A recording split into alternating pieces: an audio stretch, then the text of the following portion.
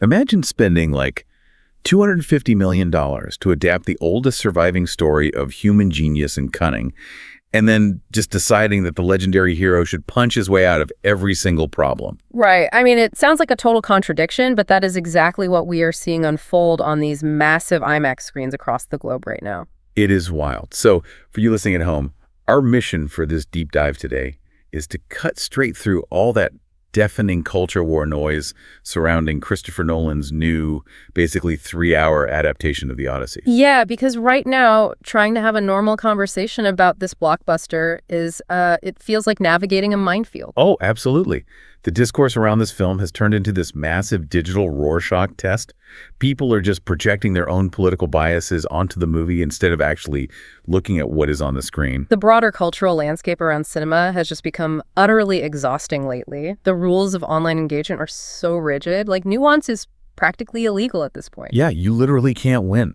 Exactly. If you go online and say, I really enjoyed the visual spectacle of this movie, there is this highly vocal group ready to instantly brand you a paid shill. Right. And then if you flip it and criticize the pacing or like the casting choices, another group will immediately label you a bigot or something equally extreme. It completely swallows the actual art. 2 hours and 45 minutes of film just eaten alive by this polarized narrative. Well, we are going to completely step away from that noise today. We're ignoring the extreme internet speak where people just glaze it to score points. Yeah. And we're ignoring the blind hatred, too. Yeah. We want to dismantle this thing and look at how the engine actually runs. I love that approach. And I feel like to judge this movie on its own merits, we really have to start where Nolan is undeniably at his best, right? The staggering, massive visual foundation. Oh, for sure. Whatever issues lie in the script, cinema is first and foremost a visual medium. Ignoring that just does a disservice to the whole craft. Because when it comes to pure technical prowess and capturing scale, Nolan is just, he's virtually unmatched in modern Hollywood. Anyone who chose to wait for streaming instead of seeing this on a true IMAX screen is going to seriously regret it. Oh, I agree. He doesn't just build sets, he constructs these entire ecosystems. Yes. He brings ancient Greece to life with a scale that feels physically heavy. I mean, you can almost taste the sea salt and the grime in the theater. The visual spectacle is breathtaking. Yeah. Especially when you look at the creature design. Oh, the Cyclops. The Cyclops is a masterclass in blending modern practical and digital effects. But you know what really elevated that sequence for me? It wasn't just the visual horror, it was the sound design. Oh, man. The noises that massive entity produces are genuinely upsetting. The audio engineering for the Cyclops is an absolute triumph. They managed to synthesize something that sounds guttural and ancient and just completely devoid of humanity. It's terrifying. It really is. It will absolutely haunt your dreams because it just bypasses your rational brain and tacks straight into a primal fear response. And that unrelenting reality, it bleeds into other parts of the world too. Like there is one specific scene involving the men being turned into pigs that really pushes the absolute boundaries of a summer blockbuster rating. Yeah, it's horrifying to watch. Visceral, muddy, chaotic. And you really see that physical environment mirrored in what Nolan attempts to do with the internal themes. Like he takes the classic motivation of Odysseus, this simple longing to just get back home to Ithaca, and reframes it into something way heavier. Right. He shifts the anchor from geography to psychology. In the original poem, the obstacle is distance and monsters. But in Nolan's interpretation, the primary obstacle is profound guilt. Right. The character is trapped in this internal ambivalence. He's constantly wondering, am I even worthy of returning to my family? Or did the atrocities I committed during the Trojan War disqualify me from being king? So he has to battle through that psychological paralysis. Exactly. He has to force himself to choose duty over his own self-loathing. So here is where I really need to unpack this with you. Is this whole guilt over duty angle a genuine reflection of the character Homer originally wrote 3,000 years ago? Mm-hmm. Or is this just Christopher Nolan taking his absolute favorite pet trope, the tortured, emotionally ambivalent professional doing a hard job and just retrofitting an ancient Greek king to match his usual style? That tension is literally the central question of the entire adaptation. To figure out if it works, we have to look at how that psychological anchor translates into physical action. Because, again, film is a visual medium. Internal guilt has to manifest in external choices. Right, like when Odysseus has his back against the wall, how does he survive? Exactly.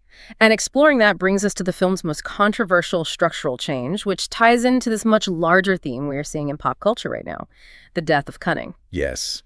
The script completely strips away the hero's legendary intellect and just replaces it with brute force. I found myself so frustrated by this. It feels exactly like making a massive budget adaptation of Sherlock Holmes. But instead of having him use deduction and look for clues, he just walks into a room and punches his way through every single mystery. That analogy is perfect. It isolates the mechanical flaw of the script so well. I mean, if we examine the original myth, the defining trait of Odysseus is his cunning. He is explicitly known as the man of twists and turns. The ultimate trickster. Right. Think about the original text of the Cyclops encounter. He realizes he cannot win a physical fight against a giant. So what does he do? He gets the creature drunk. He uses that brilliant linguistic trick of introducing himself as nobody. Oh, that's such a great detail. So when he blinds the Cyclops and the creature cries out to its neighbors, it yells, "Nobody is killing me." And the other Cyclops just ignore the pleas. Classic. And then they escape by clinging to the undersides of sheep so the blind monster can't feel them leaving. It is a total masterpiece of asymmetrical problem solving. An incredible battle of wits. And in that original story, his fatal flaw isn't weakness, it's hubris. Like, as he's sailing away, he is so proud of his own cleverness that he can't resist taunting the monster. Yeah, he has to take credit. He yells out his real name. And that single, deeply human act of arrogant bragging is what brings the wrath of the sea god Poseidon down upon him. It costs him 20 years of his life. It's beautifully structured tragedy. But then in this new film version, we witness a downgrade from tragic hubris to standard issue idiocy. Pretty much. The cunning is almost entirely absent. Odysseus relies solely on physical brawn. When they are trapped in the cave, there's no linguistic trickery at all. Instead, he just explicitly plucks the string of his bow to signal his prey, drawing the monster's attention, and engages in a straight-up physical gladiator fight. It's wild. He literally stabs the Cyclops in the eye and survives purely on plot armor. I mean, there is no logical reason the creature doesn't just go berserk, thrash around, and crush every single person in that enclosed cave. Plot armor is literally the only mechanism keeping him alive in that scene. And the climax of that escape completely changes the thematic weight of the story. Yeah, the arrow. Right. Instead of a tragic flaw dooming his journey, this version of Odysseus fires a pointless, spiteful arrow back into the creature's eye as they are fleeing, just because he can. Which is so reckless. And that specific action agitates the monster, causing a cave-in that gets a third of his men killed. So he shifts from being dangerously arrogant about his intellect to acting like a brainless jock causing collateral damage. It fundamentally changes who the character is. Yeah. And you see this exact same mechanism fail again during the witch transformation scene. Oh, definitely. Like in a traditional hero's journey, when your men are turned into animals, the hero has to decipher a riddle or find a magical countermeasure or outsmart the antagonist. Right, he has to earn the victory. But the script here refuses to let him use his brain. The solution is just explicitly handed to him. He kills an animal, it reverts back to a human corpse, and suddenly the mystery is solved. The puzzle pieces snap together without him having to do any actual intellectual heavy lifting. Translating internal cleverness to a visual medium is notoriously difficult for directors. I mean, it is much easier to film a sword fight than it is to film a man thinking. Sure. But this shift towards brawn over brains exposes Nolan's most notorious weakness as a filmmaker. When you forcefully turn a story about intellect into a story about physical combat, you suddenly have to lean heavily on action choreography. And that is not his strong suit. Not at all. Hand-to-hand action choreography has been a lingering, highly visible flaw in his repertoire, dating all the way back to his work on the Batman trilogy. I couldn't help but laugh out loud during the climactic showdown with the suitors. It's framed like this hyper-stylized modern John Wick revenge sequence, but it felt like I was watching really bad video game AI waiting to attack. Yeah. The characters are literally just standing around in a circle while the hero takes them down. If you actually count them, there are 29 suitors in that room. 29. 29 armed men, comically waiting their turn to step up, throw a predictable punch, and be dispatched by Odysseus. It shatters the immersion completely because the physical blocking on screen defies basic logic. And that lack of immersion extends straight into the dialogue, which brings up another piece of his trademark baggage. We're talking about a mythic, ancient setting, but the script uses jarringly modern American accents and heavy modern profanity. Yeah, it's a lot. Hearing an ancient Greek king tell an enemy to, and excuse the language, fuck off, tell them to fuck off, Yeah. in a film taking itself so deathly seriously creates this constant uneasy friction. But let me push back on this for a second. Okay, go for it. Could this be a highly intentional stylistic choice? I mean, directors often use modern vernacular to strip away the dusty historical detachment of period pieces. Could Nolan be using American accents and profanity to make a 3,000-year-old myth feel urgent and contemporary to you, the modern viewer, rather than us just brushing it off as bad writing? That is a very fair, critical lens to apply. Modernizing dialogue can absolutely bridge the gap between ancient text and contemporary audiences. Right. The issue here, however, lies in the mechanical execution. Even if the intention was to create contemporary urgency, the dialogue itself is just fundamentally robotic. Nolan is frequently criticized for writing characters who don't converse like human beings. They speak in thematic declarations. Exactly, and this issue is severely compounded by the film's audio mixing, which has become an infamous hallmark of his modern work. Oh man, let's talk about that audio mixing. Because I know people who walked out of the theater with literal headaches. Why does a movie with a $250 million budget sound so muddy? The mechanism behind that muddy audio is actually tied directly to his pursuit of scale. He insists on using massive IMAX cameras, which are notoriously loud. They sound almost like a lawnmower running in the room. Wow, a lawnmower. Yeah, and concurrently, he strongly prefers capturing the raw, live audio of the actors on set. He famously resists using ADR, which is automated dialogue replacement, where actors go into a quiet sound booth after filming to re-record their lines for clarity. So he just refuses to loop the dialogue. Right. You have a director prioritizing the vibe and authenticity of the set over the actual acoustic clarity of the dialogue. So you have crucial plot points buried under ambient noise, and then they layer this booming, overbearing soundtrack on top of it. And frankly, without Hans Zimmer collaborating on this one, the music is loud, but entirely unmemorable. It really is. Combining stilted modern dialogue with an audio mix that you literally cannot decipher over a blaring score. I mean, it borders on physical ear torture. Well, and when a director strips away a character's internal cleverness, and the dialogue is both awkwardly written and physically buried under muddy sound, the entire burden of keeping the audience engaged falls squarely on the actors' faces and body language. Yep. Unfortunately, the cast here simply doesn't have the foundational script support to carry that massive weight. It feels like opening a brand new, expensive box of Hollywood A-list action figures, but realizing the manufacturer completely forgot to print out their character sheets. Like, they look great, but there is nothing inside them. The canvas of these characters never gets filled in.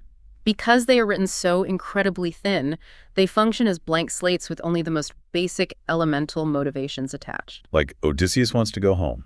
Penelope wants her husband back. Right. Telemachus wants to know what happened to his father.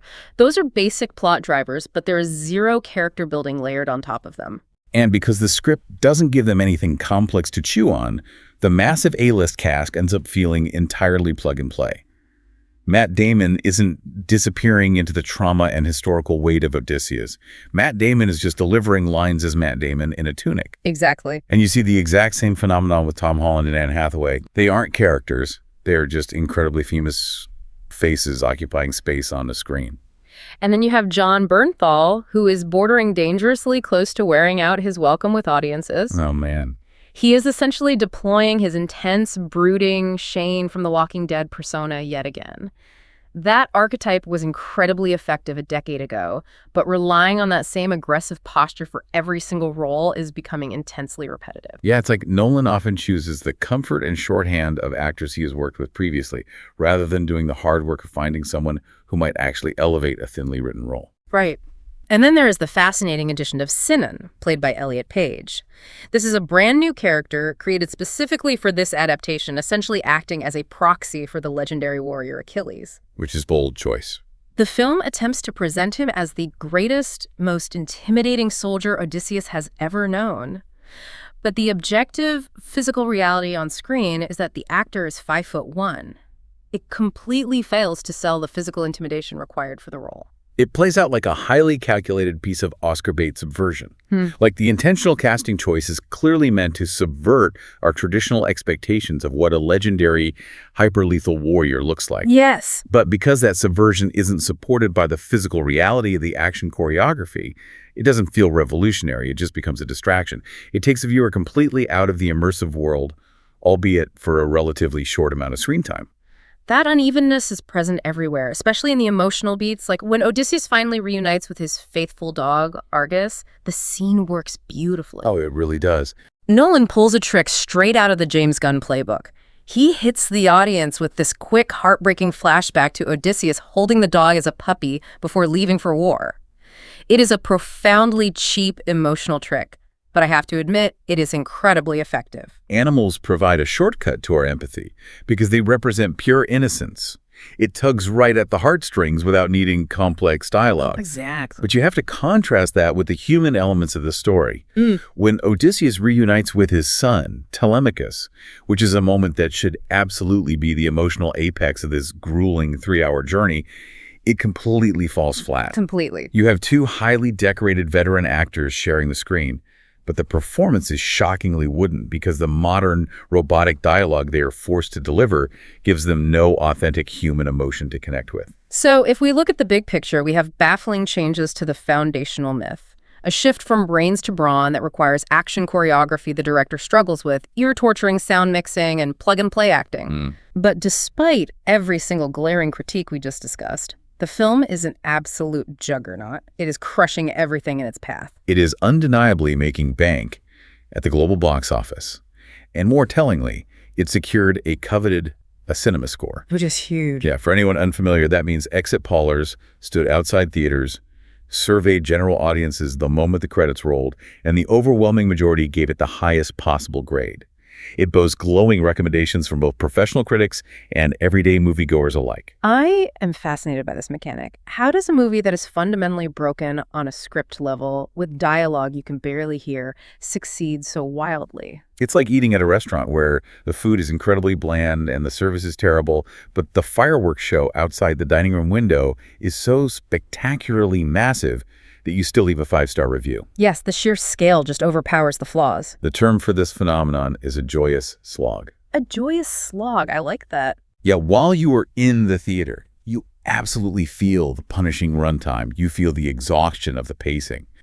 But the cinematic highs, those massive, visceral, jaw-dropping IMAX set pieces, are so phenomenally high that they effectively short-circuit the audience's critical faculties. For sure. For the vast majority of ticket buyers, those visual highs more than compensate for the inadequacies in the script and the audio. It lands in this highly entertaining but deeply flawed middle ground. And its success has completely taken over the broader culture. The entire Odyssey intellectual property is running wild right now. Oh my gosh, yes. It is like Hulkamania in the 1980s. It is a pervasive, inescapable cultural force.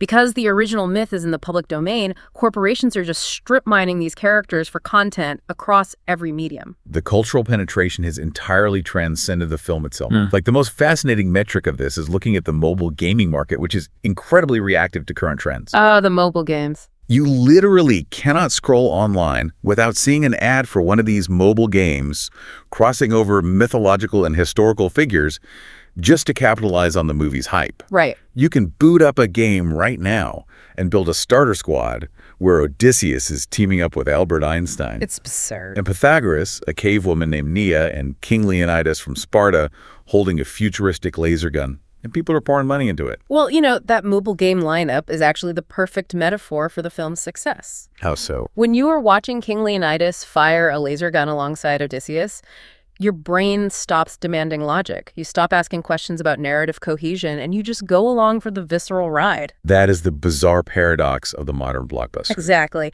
We stop asking about the robotic dialogue or the missing cleverness, and we just eat our popcorn and watch the explosions. So if we pull all these threads together, what is the ultimate takeaway for someone looking at this massive cultural moment?